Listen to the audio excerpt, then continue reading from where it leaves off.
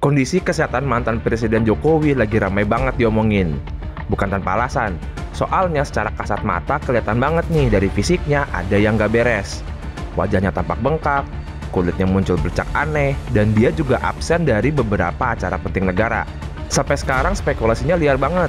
Ada yang bilang sakit kulit, autoimun, bahkan ada yang menyebut ini bukan penyakit medis biasa, tapi terkait hal gaib.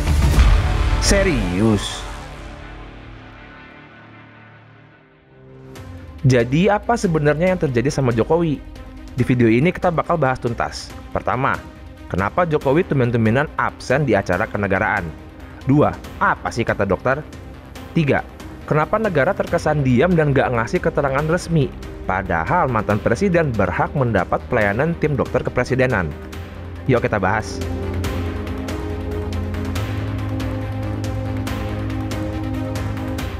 Jokowi lagi-lagi absen dari acara penting. Bukan cuma sekali, tapi 2 kali berturut-turut.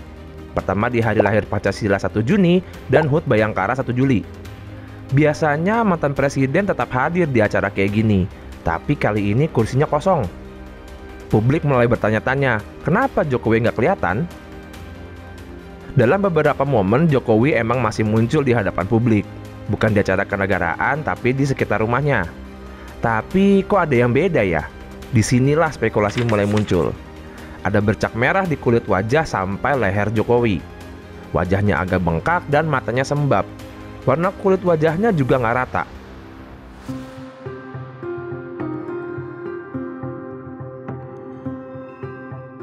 Spekulasi soal kondisi Jokowi makin liar nih. Mulai dari yang logis sampai yang di luar nalar. Ada yang bilang kena autoimun, ada yang curiga alergi kulit serius, tekanan psikis, sindrom Stevens-Johnson, bahkan ada yang lempar isu mistis kalau Jokowi kena serangan gaib. Sampai sekarang belum ada keterangan resmi dari tim dokter istana. Yang muncul cuman klarifikasi dari ajudan Jokowi, Kompol Syarif. Dia bilang Jokowi cuma kena alergi kulit. Kemungkinan gara-gara perubahan cuaca waktu kunjungan ke Vatikan. Nah, saat dihubungi Kumparan melalui WhatsApp, Syarif bilang Jokowi sehat dan gak dirawat di rumah sakit. Luhut Binsar Panjaitan lewat postingan di Instagramnya bilang kalau dia udah jenguk Jokowi.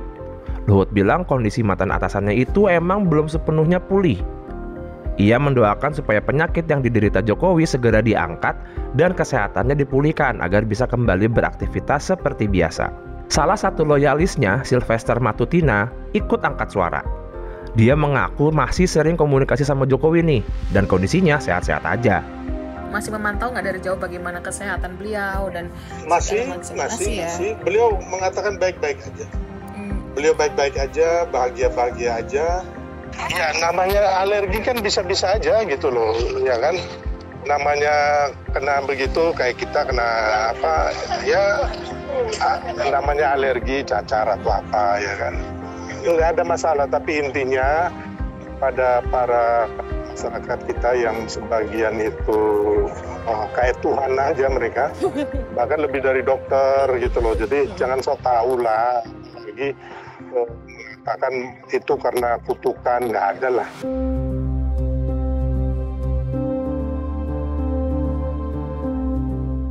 Meski orang-orang terdekat Jokowi menampik, ini tetap nggak bisa membendung isu liar kalau Jokowi kena hal berbau mistis. Apalagi melihat perubahan fisik Jokowi yang cukup drastis. Tapi dokter punya pandangan yang berbeda.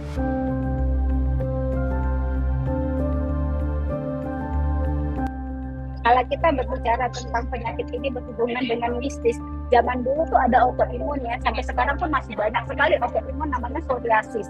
Nah, ketika orang terkena psoriasis itu ada yang divaksin, ada yang diturun karena mistis. Padahal itu kan autoimun ya. Jadi ini yang dialami Pak Jokowi murni memang medis. Kenapa? Kondisi fisiknya, ruam kulitnya itu memang ada di teori kedokteran. Jadi menurut hemat saya tidak ada istilah mistis-mistisan dan ini memang murni adalah penyakit medis. Dilihat dari kondisi fisik, ruam kulit, gejala, dan lain sebagainya. Menurut dokter, dugaan paling kuat adalah SJS atau Stevens-Johnson Syndrome, penyakit langka yang bisa bikin kulit melepuh dan rusak parah. Penyakit ini bisa mengancam nyawa dan jelas bukan cuma alergi biasa. Nah, gejalanya apa yang paling khas pada Stephen Johnson ini atau SJS? Ruam kulit biasanya sakit. Nah, setelah sakit dia ada lepuh, demam, nyeri tubuh, dan luka pada selaput lendir. Khas dari Stephen Johnson ini, dia mengenai selaput lendir. Itu kata kunci yang membedakannya dengan penyakit lain. Kemudian perbedaan yang paling mencolok dari Stephen Johnson ini adanya mengkonsumsi obat-obatan sebelumnya, bukan makanan, ya, obat-obatan sebelumnya. Dan SJS ini tingkat keparahannya dapat mengancam jiwa karena berhubungan dengan merkosa atau selaput lendir yang saya katakan tadi. Selain SJS, dokter juga menduga ada kemungkinan lain, yaitu vitiligo dan psoriasis. Keduanya adalah penyakit autoimun yang karakteristiknya berbeda dengan SJS. Tapi, buat mastiin, dokter perlu pemeriksaan langsung.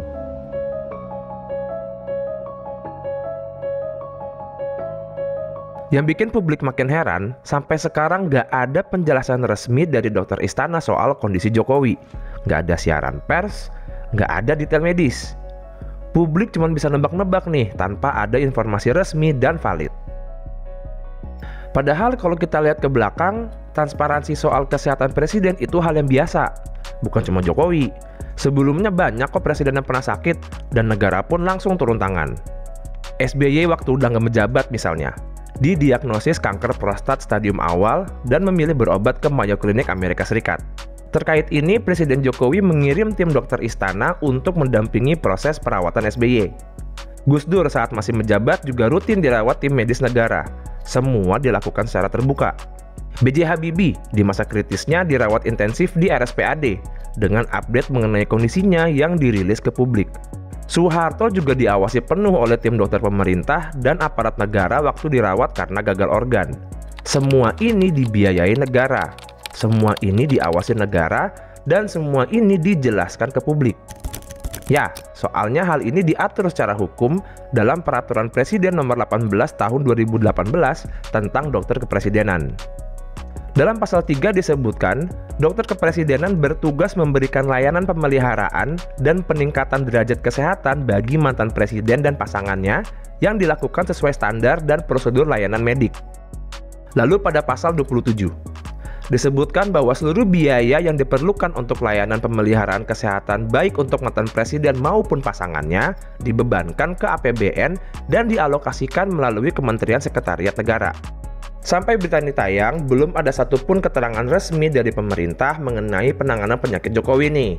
Baik itu dari Istana, tim dokter kepresidenan, Presidential Communication Office, maupun dari Kementerian Sekretariat Negara. Presiden-presiden sebelumnya dirawat, didampingi, bahkan diumumkan kondisinya ke publik. Lah, sekarang giliran Jokowi, kenapa nggak sama?